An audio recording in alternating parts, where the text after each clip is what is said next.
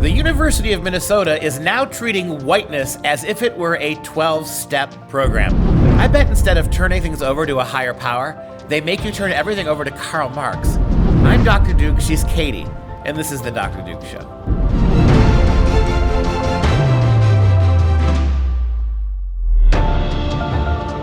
Hello, everyone, and welcome to the Dr. Duke Show, the only program that keeps you educated on the craziness impacting K-12 classroom and the college campus around the world. Today we start at the University of Minnesota, where white supremacy is apparently running rampant, and apparently it's a lot like alcoholism. Take a little shot of Nazi, have a little chaser of Ku Klux Klan at the University of Minnesota. So they've come up with a 12-step program to get your kids over their whiteness.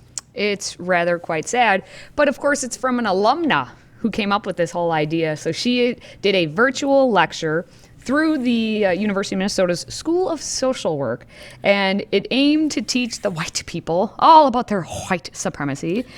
And it is, like you said, the 12-step program, like Alcoholics Anonymous, but just a little different. So the 2-hour Recovering from White Conditioning lecture was hosted through the school's Center for Practice Transformation, and it featured therapist, again, the alumna, Christina Combs. Now, she began the lecture by acknowledging that I am on traditional Dakota land, the territory of Native American tribe which settled in Minnesota. She acknowledged that George Floyd, Breonna Taylor, and all the other lives stolen from families and communities in our world due to police brutality and state-sanctioned violence.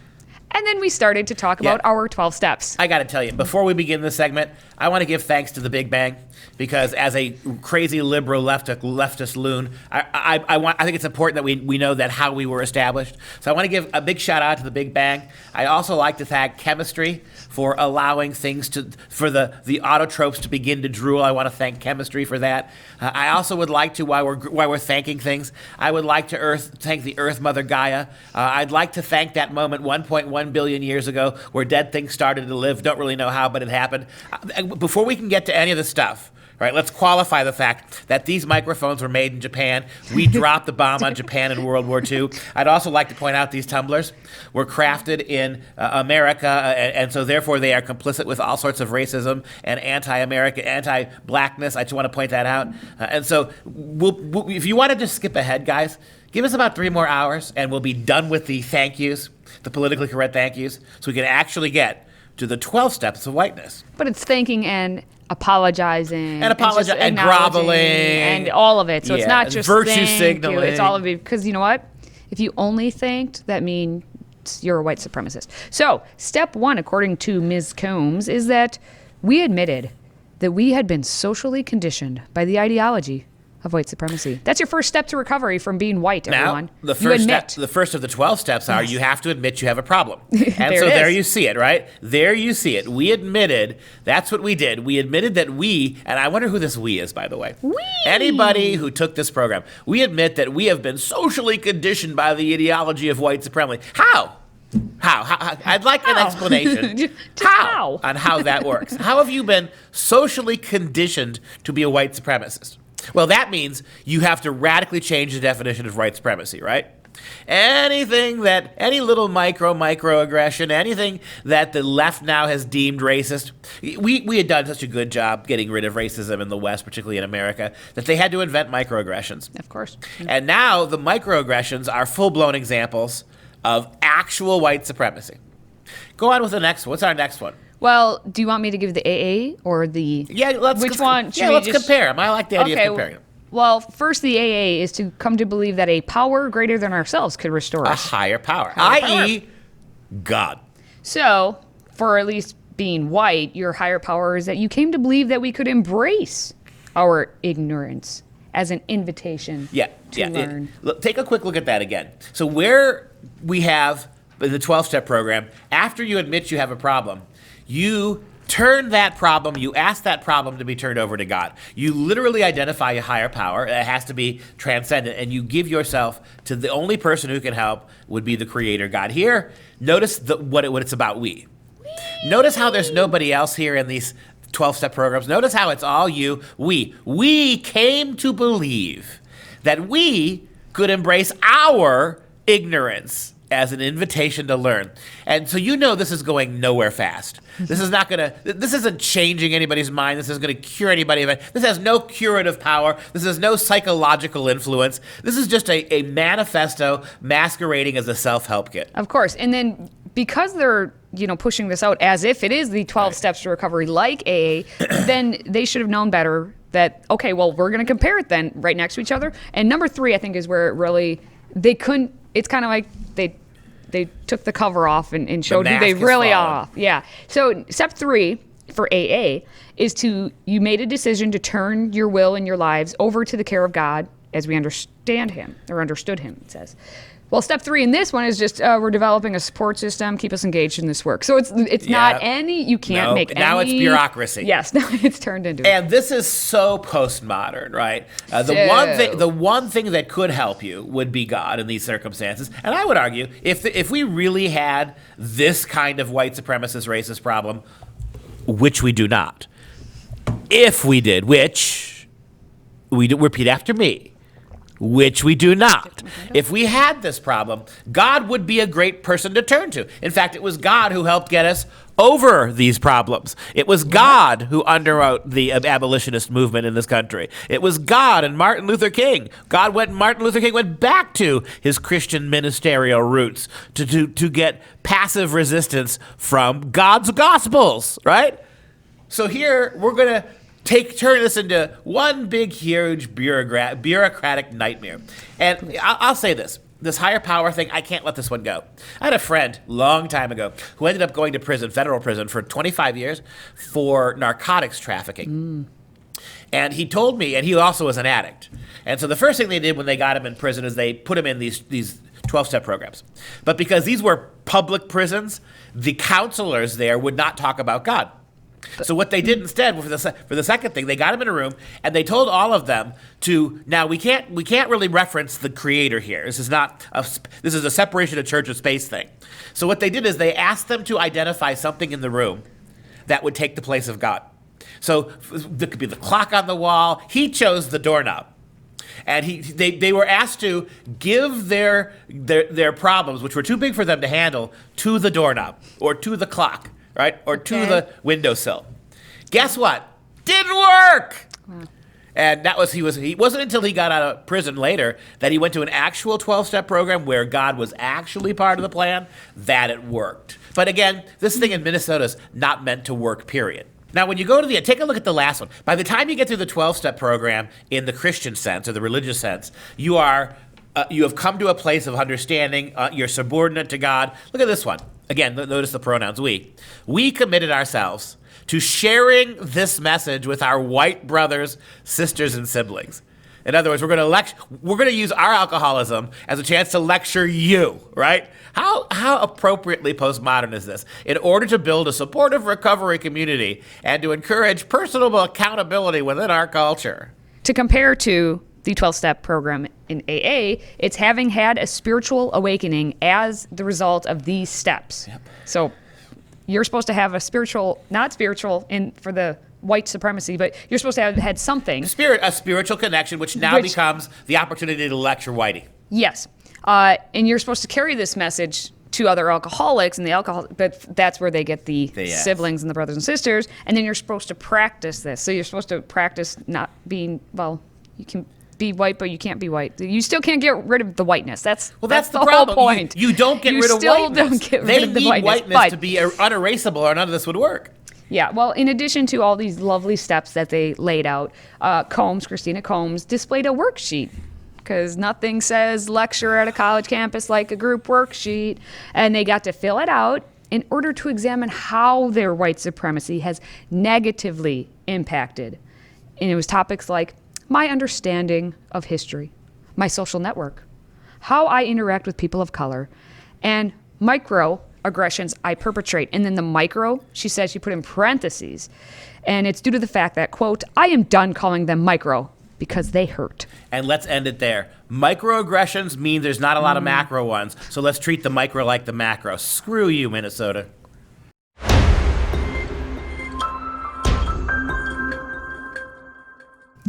I think Mrs. Christina Combs can just head on down to Kentucky because down at the University of Kentucky, they're also doing a little training and acknowledgement of how bad you are if you're white. Well, the University of Kentucky's they're training the next group of the residential assistants. These are the people who are in charge basically of handing out the prophylactics to your son or daughter on the first day of school. In the dorms. In the dorm rooms. And then they're pretty much done with the rest of the year because they get rid of them so quickly. Anyway, the training they had, instead of everyone getting together, we're going to separate, also known as segregation. And they did it by race. There was an email that was sent out to all of their RAs, and it says they are to choose. It's like a pick your own murder mystery ending thing. You get to choose which training you go to based on your identity. There were 2 training groups. Are you in the one for RAs who identify as Black, Indigenous, person of color, or are you in the category of white? You choose. This is called segregation. And do you really get to choose? Do you really get to choose? Based on your identity, according to the email. So I could show up in the BIPOC one. I bet. Hey, you're hip. You know BIPOC. You know. Maybe they'll let you in. No, they won't. I'm Fred Sanford, who was white-faced. I'm Red Fox, ladies and gentlemen. I was held down by a bunch of white honkies, and they whitened my face. I'm showing up at the black. I'm Elizabeth. I'm coming to join you. Sanford and Sons. All right. Anyway, let's get it back to the younger generation. Katie, this is serious. It's serious business we have here. The Young Americas Foundation was made aware of said training that was going on because the organization, like Young America Foundation, if you haven't, YAF, they have their own campus bias tip line. So if on your campus all around the country, if something shady, which it's happening, is going on, you should call them and give the anonymous tip. So they got a call, they got the emails and the documents about said training. So here's what happened. The white, those who identify though as white, RAs were sent to a white accountability space. And they were given a list of just 41 common racist behaviors and attitudes of white people. And numero uno on that list was that white people believe they've earned what they have rather than acknowledge the extensive white privilege and unearned advantages they receive. That's number one. Notice what you've got. You've got a situation where in the first story today, you have them co-opting religion to push their secular, radical, progressive worldview, which is itself racist. Here you have now they're segregating. So you have the philosophy of segregation in the first story today, the one about the 12 steps of whiteness, and now you've got actual segregation as a way of justifying their new religion. And it's totally okay. And their new religion, by the way, is called racism. Yes. Some of the other ones on the list, because we're not going through 41, just, I guess, go be an RA at Kentucky. You'll get to do it. White people don't notice the daily indignities that people of color experience. White people deny them and rationalize them away with PLEs, which is perfectly logical explanations. Yeah, see, notice, not only does this new religion reject God, it rejects rationality. There may be perfectly logical reasons why African Americans have a harder time getting their hair done, right? There may be perfectly logical experiments for that. However, you should ignore that logic because to say, hey, well, maybe there's this reason why that happened, and it has nothing to do with racism, that makes you a racist. Right? Good. This is the religion of racism, my friend. Well, maybe you're one of those white people who resent taking direction from a person of color.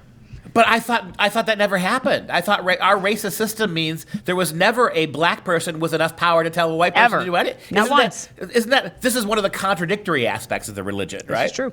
Right? All religions have their contradictions, right? Believe in that the Father, Son, and Holy Spirit are three but one. This is one of those contradictory stories of the racism, that white people are always racist when being bossed around by blacks, which never happens because blacks never have control of anything. Well, even President Obama never had control. And at the same time, these white people like you tend to ask people of color, like Barack Obama, of course, to repeat what they've just said.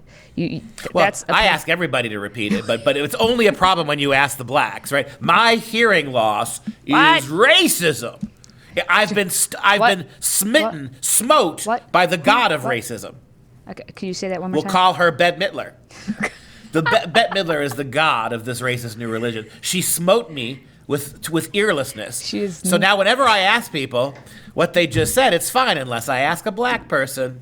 The student who alerted Yaf is anonymous, and that student was presumably in this whole training thing. They said that white students were required to have the document, this said 41 list, on their computers and then discuss it with which behaviors they were familiar with, like which ones they identify with. And the student said, we talked about how we could best support our minority colleagues and be more mindful of the microaggressions we commit against them every day by being white. They wanted us to acknowledge our extensive white privilege. So if you have extensive white privilege, how is it a microaggression? I would think if we had extensive white privilege, there would be full-blown racism. But again, here I am logically deconstructing their religion, which just means I am racist. Let's go on to the next story, which is also, Katie, about segregation.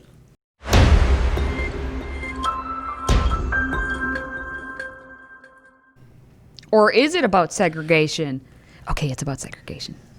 Tease. All right, so at the University of Michigan, Dearborn, they had a virtual cafe, because that's what we do now. You know, it's the age of COVID, so we can't be together in person, so we'll be together on the Zoom. And they decided to have a virtual cafe event, and that was segregated by race. And of course, now it was discovered, it was made national news, and Dearborn is saying, oops, our bad. Sorry, we apologize. So the two cafes were divided for students that were non-people of color and those that were black, indigenous, and people of color. See, like the other one did BIPOC and white. This one's saying non-people of color. So white's not even a color. It's Right. just non-people of color. It doesn't exist. And it doesn't Whiteness is the problem that ruins everything, and yet it's not really a thing. Yeah. It's not there. And then you got the BIPOC. It's like that old zombie songs from the 60s, remember? Which one? They are pasty white, but they're not there. Okay, yeah. Even with your broken singing. Got into my little organ riff there. The Zoom video conference, it was organized by the university's Center for Social Justice and Inclusion.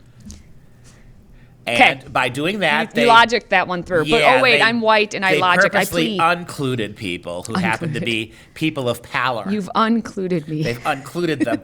And you know, when you think about this kind of stuff, it is racism. I mean, this is not aggressive racism by these social justice warriors. This is the real thing. You are undoing the entire civil rights movement by using a lunch line. How about that? All you need is a diner in Alabama. It's a lunch line, and you're segregating who goes to what line. What are you going to do next? Bubbler. Put white people on the back of the team bus when you ship them off to play college sports? All right, well, the college is owning up to what they did, and of course they're apologizing, but because they're on the correct side of like, oh, it's just like a mea culpa, they'll get away with it. If this was on the other side of conservative, there's absolutely no, They give obviously. a cheesy apology, and they get away with actually discriminating against people. And they said they meant well. Oh, yeah. So A+ for meaning right. well. And when I ask you about the country of your origin or ask you to repeat yourself, I mean well too. But no, there are no meaning wells when it comes to whitey, right? According to the school, the original intent was to provide students from marginalized communities a space that allowed for them to exist freely without having to normalize their lives and experiences. But I thought that, because this is on Zoom, I thought that only white people had access to any sort of technology and were privileged by being able to attend such things as this. We're going to free them from what's normal, right? What is that? Isn't that what you're trying to do? Treat them like they're normal? Make their reality normal? You're going to free them from, or is that you're freeing them from white normality? But let's just end on this little cherry note. Yes. A whopping 8 students participated in the entire thing. That says it all. And what that tells you is just how much more work we have to do to point out racism on Dearborn's campus. Look, we set up an event that we segregated you. We actually physically segregated, and only 8 of you bothered to show up. We got lots more work to do. What's the number of that woman doing the 12 steps of whiteness? Let's get her down to Dearborn, Michigan.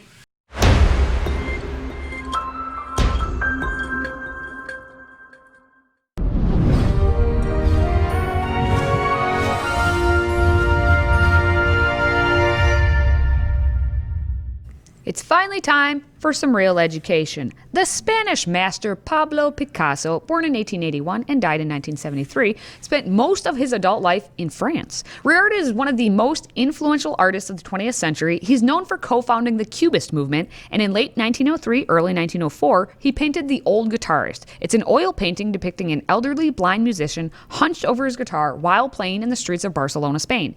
The picture is currently on display at the Art Institute of Chicago. Yeah, and this is an interesting. This is not at some point the Dr. Duke Show segment here that we do exceptional things in culture. We'll get around to the Cubist period, but this is interesting. We actually did Guernica, you may recall, from Pablo Picasso.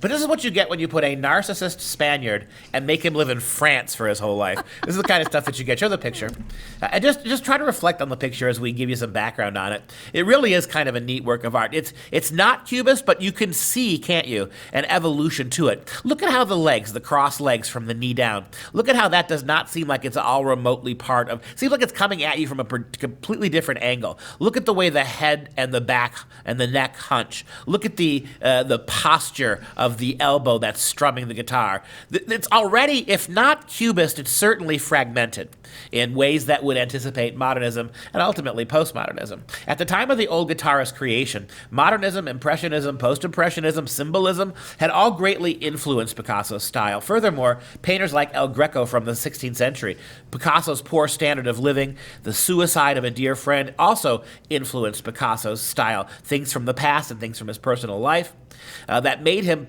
put this together.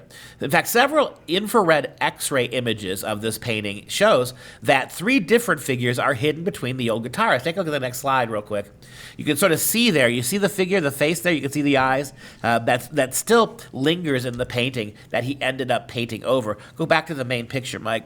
These events and circumstances were the impetus for the beginning of Picasso's blue period. This is I think it's perhaps his greatest period. His so-called blue period, where he painted in serious blue and gray tones, lasted from about 1901 to about 1904. The blue period is identified by the flat expanses of blue, grays, blacks, and melancholy figures lost in contemplation and a deep and significant tragedy.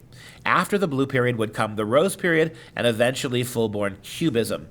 But this is a really beautiful painting.